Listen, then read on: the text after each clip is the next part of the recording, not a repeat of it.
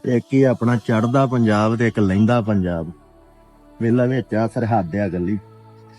ਤੇ ਜੇ ਇਹ ਤਾਰਾਂ ਨਾ ਹੁੰਦੀਆਂ ਰਣਜੀਤ ਦੀ ਟੀਮ ਉਧਰ ਵੀ ਖੇਡਣੀ ਜਾ ਕੇ ਹਨਾ। ਉਧਰ ਦੇ ਜਿਹੜੇ ਮੇਰੇ ਪਲੇਅਰ ਆ ਨਾ ਫੇਵਰੇਟ, ਜੰਜੂਆ ਮੈਂ ਬੜਾ ਲਾਈਕ ਕਰਦਾ। ਜੰਜੂਆ ਦੇ ਇੱਕ ਲੁਧਿਆਣੀਆ ਜੱਟ ਨਹੀਂ ਜਿਹੜਾ ਰੇਡਰ ਮਾਨਾ ਜੱਟ, ਉਹਨੂੰ ਬੜੀ ਲੰਮੀ ਕਬੱਡੀ ਖੇਡੀ ਉਹਨਾਂ ਨੇ। ਜਿਹੜਾ ਲੰਮੀ ਖੇਡਦਾ ਨਾ ਉਹਦੇ ਆਪਾਂ ਫੈਨ ਆ ਸ਼ੁਰੂ ਤੋਂ।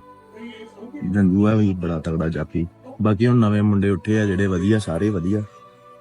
ਬਾਕੀ ਆਪਾਂ ਇਹ ਕੋਸ਼ਿਸ਼ ਕਰਦੇ ਹਾਂ ਕਿ ਚੰਗੀ ਖੁਰਾਕ ਖਾਓ, ਚੰਗੀ ਮਿਹਨਤ ਲਾਓ ਤੇ ਲੌਂਗ ਟਾਈਮ ਖੇਡੋ। ਜਲਦਬਾਜ਼ੀ ਦੇ ਵਿੱਚ ਗਲਤ ਫੈਸਲੇ ਨਾ ਲਾਓ ਜਿਹੜੇ ਲੋਕੀ ਲੈ ਲੈਂਦੇ। ਮਿਹਨਤ ਤੇ ਫੋਕਸ ਰੱਖੋ। ਜੇ ਮਿਹਨਤ ਕਰੋਗੇ, ਬਸ ਆਪਣਾ ਇੱਕੋ ਮੋਟਿਵ ਆ ਮਿਹਨਤ। ਮਿਹਨਤ ਮਿਹਨਤ ਮੇਰੀ ਰਹਿਮਤ ਤੇਰੀ। ਜੇ ਮਿਹਨਤ ਕਰੋਗੇ ਤੇ ਮਿਹਨਤ ਦੇ ਅੱਗੇ ਤੇ ਸਾਰਾ ਕੁਝ ਹਾਰ ਜਾਂਦਾ।